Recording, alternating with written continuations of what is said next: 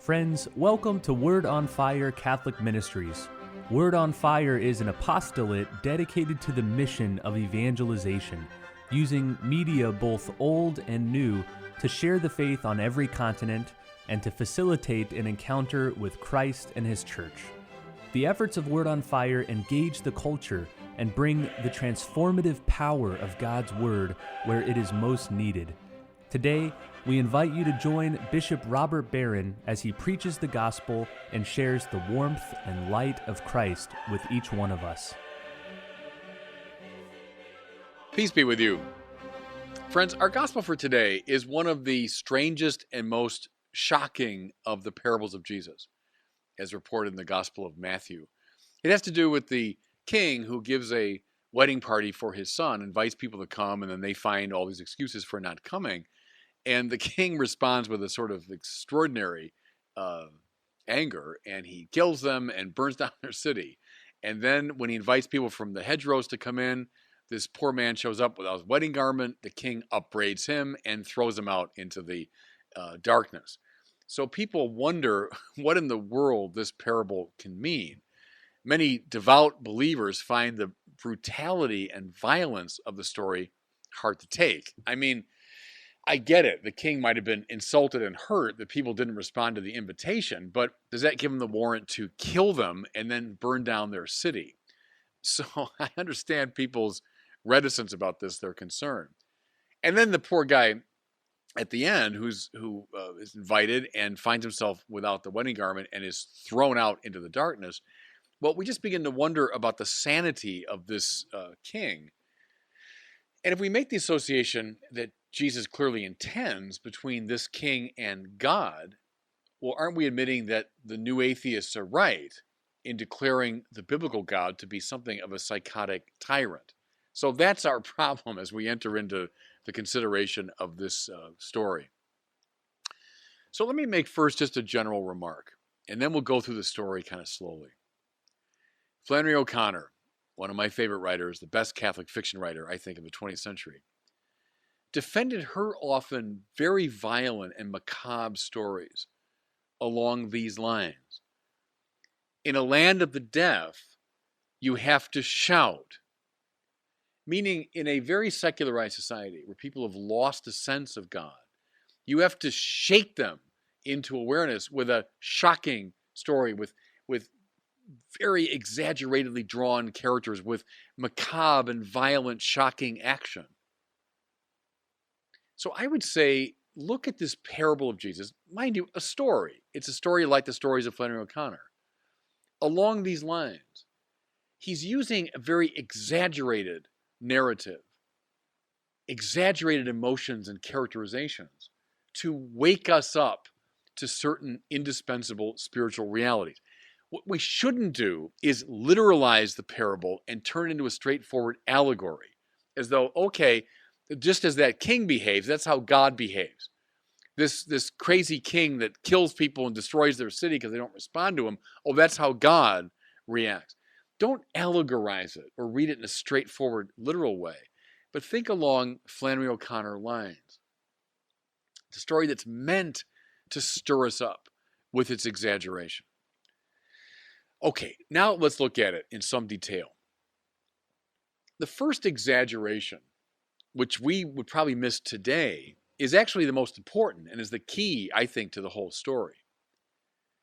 A king is giving a banquet for his son. So this is, yes, indeed, God the Father, the king, who's giving a banquet, wedding banquet for his son, Jesus, right? Whose purpose is to unite the human race to God.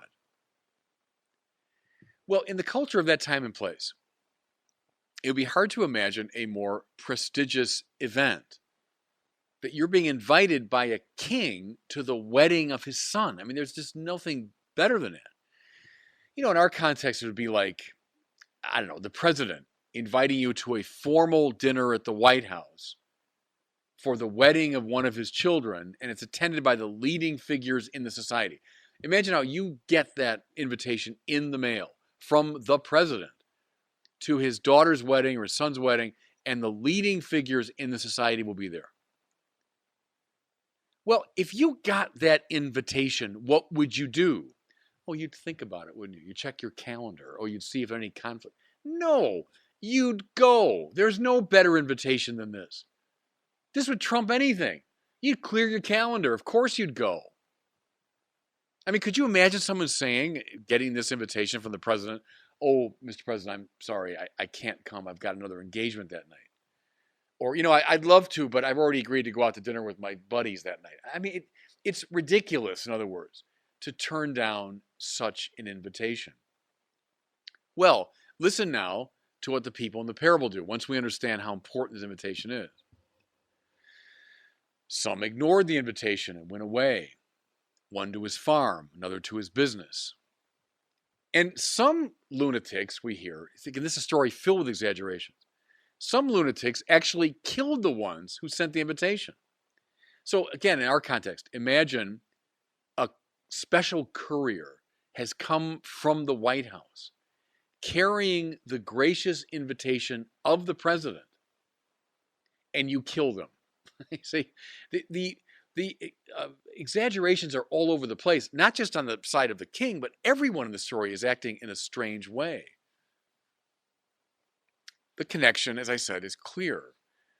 The king here is the Lord of hosts, who has spread out for his people to share a great banquet. More to it, a wedding banquet. His son wants to marry the human race, to offer to all of us a share in the divine life. The food offered at this banquet is the best of all possible foods. It's offered in the best of places. Look at our first reading, which parallels the gospel. On this mountain, the Lord of hosts will provide for all peoples a feast of rich food and choice wines, juicy, rich food and pure, choice wines. Who are those who send out the invitations? Well, it would be all the prophets, all the teachers of Israel, whom the Lord of hosts has sent out over the century. They've been met, see, here's the tragedy of this story. They've been met with an indifference that's simply hard to understand. Or what goes even beyond reason, they've been murdered. Think of the stories now of the prophets and emissaries of God whom the people have murdered. So that's now the texture of this thing. You're receiving the best possible invitation from the highest possible person to the best thing imaginable. And what's the response?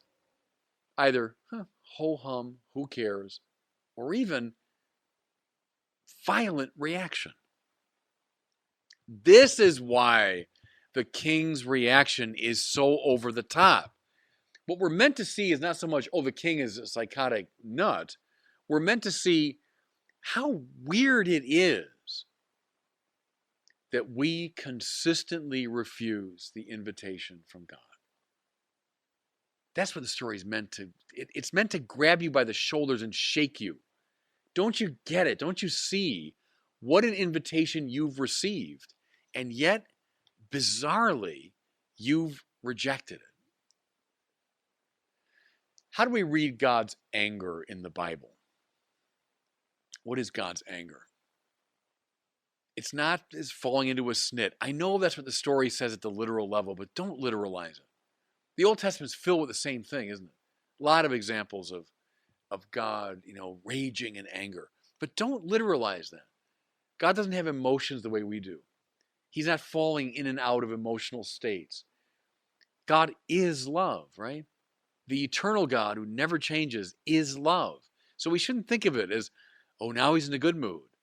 But now I've done a bad thing, so I've put him in a bad mood. See, that gives you power over God. God's not falling in and out of states. Read his anger, as expressed throughout the Bible, including in this parable, as a metaphor for God's desire to set things right. And so the destruction of the city, which is spoken of in this parable, it's probably a reference to the destruction of the Jerusalem temple in the year 70 AD. So this Gospel of Matthew, written probably 10 or 20 years after that, reflects this terrible event. And they read it as, well, it's the result of Israel's sin. Because Israel did not respond to God's invitation, this terrible thing happened. It signals, if you want, the negativity, the spiritual destruction that follows from refusing the divine invitation. There's no calamity in life quite like this calamity. See, everybody think about that for a second. This invitation has come to everyone listening to me. It's come through the church. It's come through the sacraments. It's come through preaching. It's come through the witness of holy people. You've all received this invitation from the king to the wedding of his son. What have you said to it? I got other things to do. I'm bored with that. I'm indifferent to it. In fact, I hate religious people. I hate religion. See how weird that is, and what a calamity will follow from refusing the invitation. That's what's at stake here. So, go back to the story. After the refusal comes the general invitation now to everybody. So the king says to his servants, go out into the main roads, invite to the feast whomever you find, the bad and the good alike. See, what's this? But the relentless offer of grace, given not because we're good, but to the good and bad alike. Grace is grace, freely given. God invites, invites, invites. Do we refuse? Sometimes. What does he do? He responds by inviting more, inviting, inviting, inviting. But then, and let's dwell on a little bit, this puzzling detail, having gone into the highways and byways, having dragged in everyone available, the king comes to join his party. And he finds a man without the proper wedding garment. And he upbraids him, eventually tossing him out of the festivities. Well, what's going on here? Is the king fallen into another one of his snits? Has his dysfunctional side reasserted itself? It all seems kind of petty and unfair, doesn't it? Well, how do we decipher it? Grace and the initial acceptance of grace is essential, and it comes first, right? Gratia prima. But it's not enough. We've all been invited into God's household. But then we must live in accord with the rules of that house. We must dress ourselves appropriately so as to live and act in that house. Does that make sense? What does the wedding garment stand for, therefore? It stands for a developed moral and spiritual life. It stands for the renewal of the entire self. See, without that renewal, one is finally no better than those who had refused the invitation in the first place. This is making sense now. The anger of the king is a way of signaling the vital importance, first of responding to the invitation, and then of clothing oneself appropriately to live in the divine house.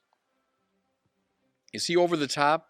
Yeah, in the story he is, because Jesus wants to shake us all by the shoulders to wake us up to these essential spiritual dynamics. And God bless you. Thank you for listening to this week's homily from Bishop Robert Barron.